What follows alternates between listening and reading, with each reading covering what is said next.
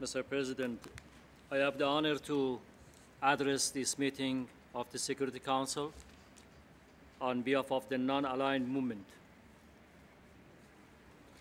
I wish to convey the movement's appreciation for Rwanda's presidency of the Security Council for having convened this open debate on the situation in the Middle East, including the question of Palestine. Mr. President, the situation in the occupied Palestinian territory regrettably continues to deteriorate owing to the oppressive, violent practices that Israel, the occupying power, continues to inflict on the Palestinian people in violation of international law, including humanitarian and human rights law.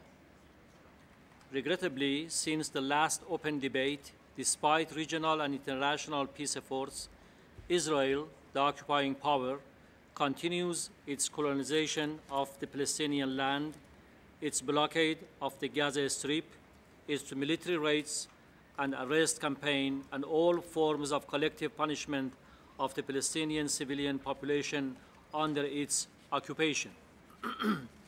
As stressed in the recent meeting of the delegation led by the NAM chair with the United Nations Secretary General, Mr. Ban Ki-moon, and the President of the last month's Security Council, the deteriorating situation of the thousands of Palestinian prisoners and detainees which are being unlawfully held by Israel, the occupying power, is a matter of great concern to the movement. Furthermore, Israel's violent suppression of non-violent civilian protests against the occupation, particularly against the abuse of thousands of Palestinians in Israel prisons, including the recent torture and killing of a Palestinian detainee, and in solidarity with hunger-striking prisoners, as well as against Israel's settlement, wall and colonization of Palestinian land, has caused extensive casualties and further destabilized the situation, and is a matter that preoccupies the movement. We, the non-aligned movement, condemn the continued unlawful detention and imprisonment of thousands of Palestinians, including children, women, and numerous elected officials who continue to be held under harsh, inhuman conditions and subject to physical and mental ill treatment. In this regard, the movement condemns, inter alia, Israel's use of torture and all other forms of physical and psychological mistreatment and deprivation of Palestinian prisoners. Non-aligned movement calls for the release of all Palestinian political prisoners. The movement condemns ongoing Israeli settlement activities, which constitute grave breaches of international law and violates numerous United Nations resolutions, including resolution of the Security Council, as well as other legal practices in the occupied Palestinian territories. Israel, the occupying power, continues to defy international law and the will and demands of the international community with this destructive, provocative, and illegal practice, which is threatening the realization of a just and peaceful solution.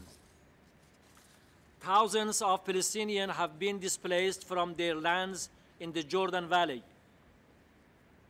where thousands more are at risk of displacement due to Israel's illegal colonization, as well as in and around occupied East Jerusalem, where the occupying power continues pursuing measures aimed at quiet transfer or depopulation of the indigenous Palestinian inhabitants and at ensuring a Jewish majority in the city.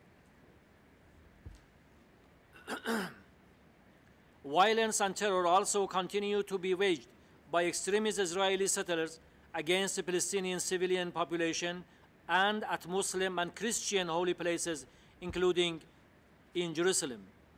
Non-aligned movement calls for a complete end to all Israeli settlement activities, the construction of the wall, home demolitions, residency revocations, exacerbations, including near Al-Haram al-Sharif, and closure of Palestinian institutions in the city. Non-aligned movement also calls for a complete lifting of the blockade of Gaza and for international attention to the severe humanitarian situation there. Non-aligned movement stresses the urgency of action by the international community to redress the unjust and critical situation being endured by the Palestinian people under Israel's almost half-a-century military occupation. Relevant United Nations resolutions and international law must be implemented. The responsibilities of this Security Council, which is mandated to maintain international peace and security, are clear, and it is high time that they are upheld. The Security Council cannot remain on the sidelines and must act to advance efforts to resolve this prolonged tragic conflict by which the Palestinian people have been too long denied their inalienable human rights, including to self-determination and return and freedom in their independent states of Palestine, with East Jerusalem as its capital. Mr. President, turning to Lebanon, the movement condemns Israel's ongoing violation of Lebanon's sovereignty and calls on all parties concerned to fully implement Resolution 1701 in 2006 in order to end the current fragility and avoid the resurgence of hostilities. Such actions also constitute a threat to international peace and security and are a continuation of Israel's aggression against Lebanon. Concerning the occupied Syrian Golan, the movement is concerned about the recent violation of the 1974 agreement on disengagement that would bring the risk of tension, escalation, and confrontation in the area.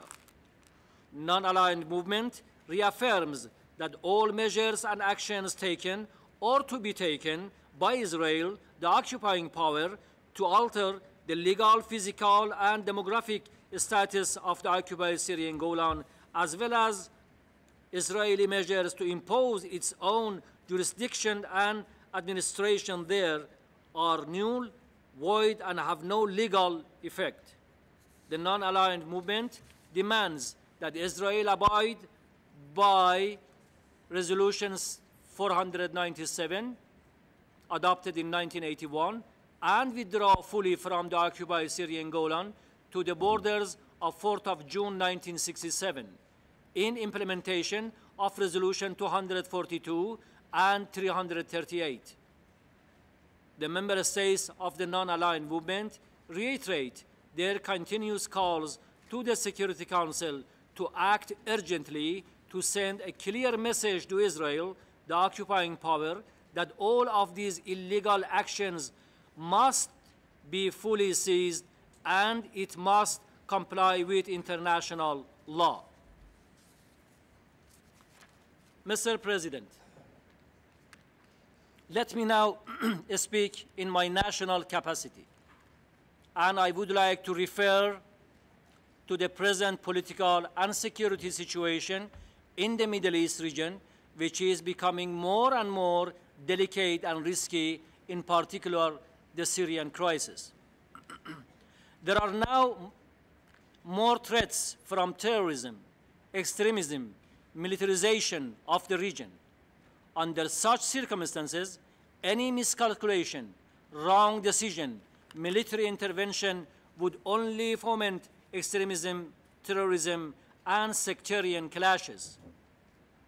This is particularly true with regard to the situation in Syria.